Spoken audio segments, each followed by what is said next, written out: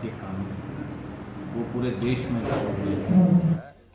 उसमें कई सारी चीज़ जोड़ी गई है जो कि पब्लिक के कानून पास हुआ है। इसके लिए हम अपने प्रधानमंत्री जी को बहुत बहुत बधाई देते हैं कि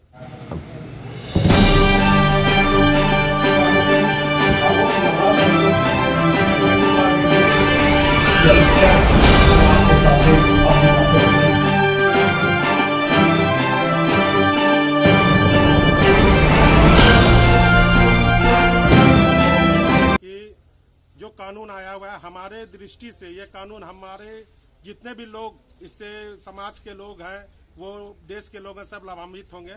और दूसरी बात यह है कि सबसे बड़ी इस कानून की व्यवस्था ये हमने देखा कि जीरो अपराध का जो ये घटना है कि आप कहीं भी एफआईआर कर सकते हैं।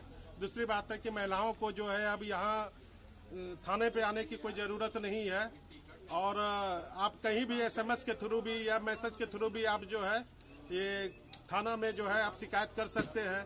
और वीडियोग्राफी की जो सिस्टम की गई है वो काफ़ी अच्छी बात है। और जो मतलब ये जो है बलात्कार से संबंधित जो कानून चेंज हुआ है उसका भी हम लोग अभिनंदन करते हैं कि उसमें सजा देने का प्रावधान है। या साथ में जो है हम लोग किसी को मॉब ब्लीचिंग की भी जो घटना घटती है, काफ़ी लोग मिल के जो है किसी एक व्यक्ति को मार देते हैं, उसमें जो संशोधन हुआ है, ये संशोधन हुआ है कि उसको मृत्यु दंड या उम्र कैद की सजा होगी। तो काफ़ी तरह का डिफरेंट हुआ है कानून में और धाराएं भी चेंज हुई है। इसके लिए हम कानूनकार अपने प्रधानमंत्री जी का बहुत बहुत अभिनंदन करते हैं। नए आपराधिक कानून के बारे में कुछ जानकारी। देखिए, नया आपराधिक कानून जो अभी बना है उसमें कई सारी चीज़ जोड़ी गई है जो कि पब्लिक के हित में है। और चूंकि ये कानून बहुत पुराना था, ब्रिटिश पीरियड के समय में ये चल रहा था, अभी सारा व्यवस्था चेंज हुई है, हर व्यवस्था में बदलाव आया है, तो कानून में ही बदलाव आना बहुत आवश्यक था। इसलिए ये कानून जो नया बना है इसमें है कि आप इसमें 2-4 बातें महत्वपूर्ण चीज ही है। अब जो है जीरो एफआईआर होगा, अर्थात आप कहीं से भी किसी भी थाना में कहीं का एफआईआर कर सकते हैं और ऑनलाइन इसकी शिकायत भी कर सकते हैं। दूसरा है कि एसएमएस के जरिए सम्मन भेजने और इलेक्ट्रॉनिक माध्यम से भी आप सम्मन भेज सकते हैं। और जघन्य अपराध जो होता है उसके वारदात स्थल का अनिवार्य की वीडियोग्राफी जैसा प्रावधान लागू किया गया है। अच्छा, एक महत्वपूर्ण चीज ये हुई कि पीड़ित की जगह उनके रिलेटिव भी अब एफआईआर कर सकते हैं, बशर्ते उनको सिद्ध करना पड़ेगा कि उनके रिलेटिव हैं। ये कानून से आपको क्या लगता है, सही है या?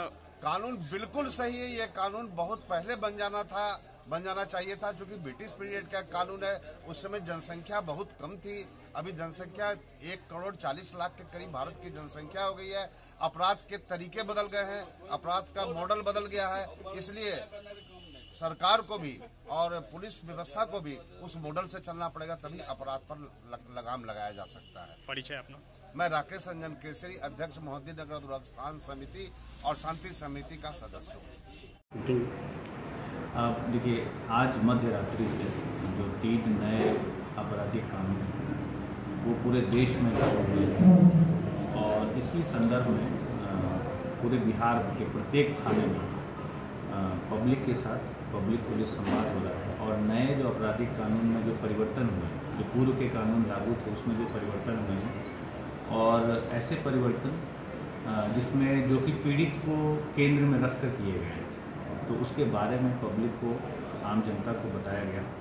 जिसमें कि जो EFIR की बात है, जो आप कहीं से भी इलेक्ट्रॉनिक माध्यम से थाना को अपना आवेदन भेज के FIR करवा सकते हैं, या जीरो FIR की बात है, जहाँ पे घटनास्थल किसी और ज़िले में पड़ता है और आप किसी और ज़िले में हैं, तो वहाँ से भी आप FIR कर सकते हैं।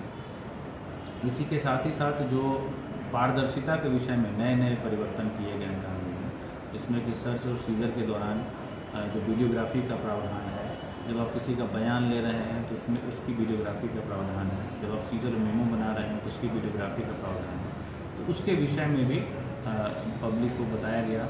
इसके साथ ही साथ जो हमारी महिला पदाधिकारी हैं उनके द्वारा जो महिलाओं और बच्चों को केंद्र में रखकर जो परिवर्तन किए गए हैं, जिससे कि उनको न्याय सुलभ हो, त्वरित तरीके से उनको न्याय मिल सके, तो उसको बताया गया है।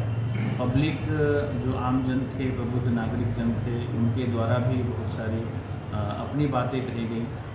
कुछ बातों का निदान तो इस कानून में ही, नए कानून में ही नहीं था। जैसे कि एक सज्जन के द्वारा बताया गया कि उनके खिलाफ गलत FIR दर्ज की गई, उसमें जांच नहीं की गई, बिना जांच के ही FIR दर्ज की गई और फिर FIR के अनुसंधान के दौरान फिर उनको दोषमुक्त किया गया।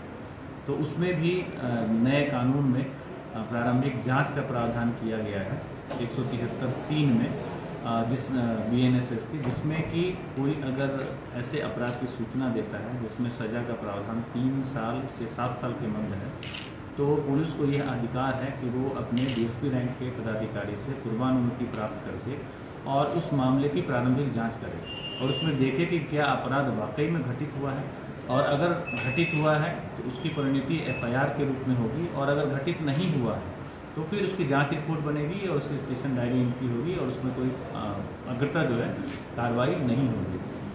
तो जो उन सज्जन की परेशानी है उसका भी निदान इस कानून में किया गया है इस प्रकार। और ये जो कार्यक्रम है ये प्रत्येक सेक्टर पदाधिकारी के द्वारा अगले 1 माह तक पूरे सेक्टर में चलाया जाएगा और जितने भी स्कूल हैं, कॉलेज हैं, लॉ कॉलेज हैं, यूनिवर्सिटीज़ हैं, वहाँ भी इस तरीके के कार्यक्रम आयोजित किए जाएंगे, जिससे कि जो जनमानस है उसके अंदर ये नए आपराधिक कानून के जो महत्वपूर्ण परिवर्तन हुए हैं, जो बिंदु हैं, उसका प्रचार प्रसार हो सके और जो नई सुविधाएं आम जनता को ध्यान में रखकर इस कानून